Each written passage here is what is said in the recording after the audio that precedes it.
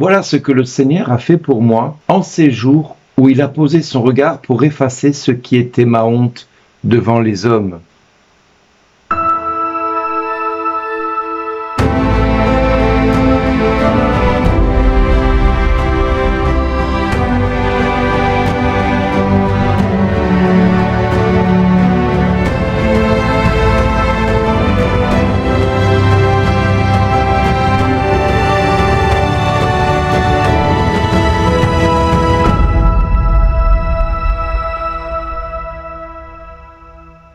Aujourd'hui, le message vous est adressé par Bernard Dille. Bonjour les amis, dans la première lecture de ce jour, comme dans l'Évangile, nous avons deux récits à peu près similaires.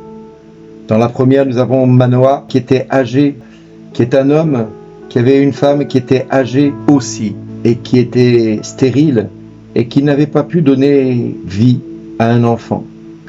Quant à Zacharie, lui-même était un homme âgé et sa femme Élisabeth aussi, et n'avait pas pu avoir d'héritier. Et c'est par l'action de cet ange, ou dans la première lecture on ne connaît pas son nom, mais dans l'évangile nous saurons que c'est l'ange Gabriel qui viendra rendre visite à Zacharie dans le temple. Eh bien nous avons l'annonce de la venue de Jean le Baptiste qui est faite à Zacharie par l'ange Gabriel, mais dans la première lecture c'est l'épouse de Manoah, dont on ne connaît ni le nom, dont on ne connaît pas le nom de l'ange non plus, qui va apprendre qu'elle va concevoir un fils qui deviendra Samson. Et que ce soit Zacharie qui a l'annonce, ou que ce soit l'épouse de Manoah, les deux vont avoir la même vision de l'ange Gabriel qui vient leur annoncer la venue de cet enfant, de cet héritier, qui deviendra un grand homme et pour lequel une mission lourde de responsabilité sera là. Alors, oui, ça c'est l'annonce que nous fait l'Église et nous propose de réfléchir là-dessus. Deux femmes stériles, deux femmes qui ne peuvent concevoir la vie, parce qu'elles sont âgées en âge. Alors, à l'époque, c'était un drame pour ces dames, puisque ne pas concevoir était une honte devant les hommes. Et aujourd'hui, nous avons quelque chose de similaire qui se passe dans notre société aujourd'hui, et nous pouvons mettre et transposer ces deux textes à une réflexion tout à fait un peu dérangeante pour beaucoup. C'est notre Église qui a maintenant 2000 ans, qui est âgée, qui devient de plus en plus stérile, pour ne pas dire être complètement stérile dans beaucoup de domaines, puisqu'elle ne donne pas ce pourquoi elle a été instituée par Dieu au départ, c'est-à-dire par le renouveau de l'Esprit Saint qui venait susciter dans les cœurs un appel d'air, un appel de vocation, un appel de recherche du Christ en permanence. Aujourd'hui, l'Église a beau parler, a beau enseigner, il ne se passe pas un jour où nous n'entendons pas quelque chose qui fait que l'Église peut être critiquée ou critiquable à bien des égards. Pourquoi ? Parce qu'elle est faite d'hommes comme vous et moi. Et cette Église, on peut la mettre au pilori, on peut la condamner, mais il se trouve qu'elle est celle que Dieu a choisie pour donner demain l'espoir aux hommes, l'espoir d'une vie meilleure. Et cet espoir, c'est son rôle à l'Église de l'annoncer. Malheureusement, les hommes sont eux-mêmes devenus stériles par leur hypocrisie, par leur égoïsme, mais également par toutes sortes d'attitudes qui seraient condamnables et qui sont condamnées par Dieu dans bien des cas. L'Église est stérile par l'égoïsme qui l'anime en permanence. Elle est stérile parce qu'elle est devenue un peu comme les pharisiens et les sadducéens. Cette hypocrisie qui ne cesse de conduire ces hommes à penser que tout doit passer par eux systématiquement parce qu'ils ont été institués diacres, prêtres, évêques, cardinals. Et j'ose le dire, pourquoi pas le pape lui-même. Oui, et pasteur, et apôtre, et prophète, et évangéliste. Voilà, tout le monde y prend pour son grade aujourd'hui dans ces deux textes. Tout le monde doit se remettre en question. Tout le monde, moi le premier, nous devons accepter que Dieu puisse susciter dans l'Église un renouveau total un changement radical dans nos pensées, dans nos mentalités. Parce que si nous voulons qu'elle porte du fruit et un fruit qui demeure, il faut que les hommes laissent l'Esprit Saint agir en son sein.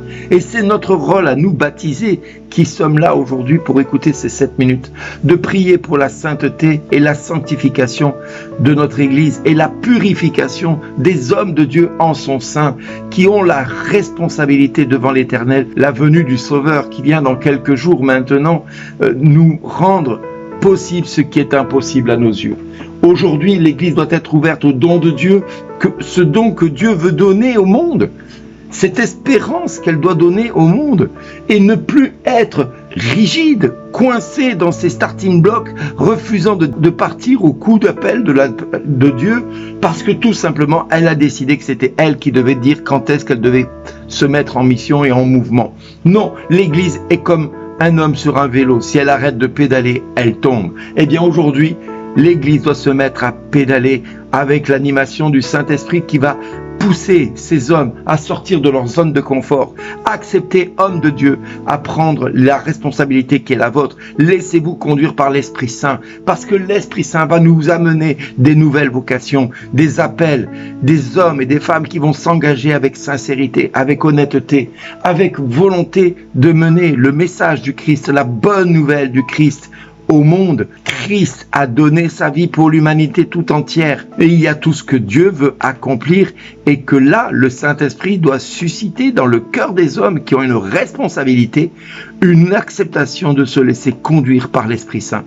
Oui, hommes de Dieu, vous qui pensez que l'Esprit Saint doit passer par vous parce que vous avez été institué diacre, prêtre, évêque, et cardinal, ou pasteur, ou apôtre, ou je ne sais quoi encore dans l'Église, eh bien, aujourd'hui, tant que tu laisseras pas le Saint-Esprit te bousculer dans tes certitudes pour te laisser conduire hors de ta zone de confort, tout comme Jean le Baptiste a dû aller dans le désert, crier pour que la voix de Dieu puisse être entendue, pour qu'il puisse annoncer la venue du Seigneur, eh bien nous aujourd'hui, nous devons crier dans le désert. Nous devons prier le Saint-Esprit de secouer nos pasteurs, nos évêques, quels qu'ils soient, où qu'ils soient. Nous devons demander au Saint-Esprit de secouer ces hommes de Dieu pour qu'ils se laissent conduire par le Saint-Esprit, qu'ils cessent d'être récalcitrants, qu'ils cessent d'être des Zacharie incrédules au miracle, incrédules à la puissance de Dieu agissant dans son sein. Oui, Dieu peut tout en chacun de nous si nous le laissons faire.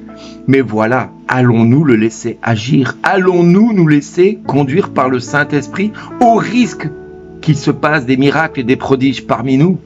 Au risque que nos certitudes soient secouées au point que nous en perdions la voix? Oui, laissons-nous conduire par le Saint-Esprit, laissons-nous conduire par la volonté de Dieu de changer ce monde de ténèbres en un monde de lumière. Voilà ce que le Christ vient nous annoncer.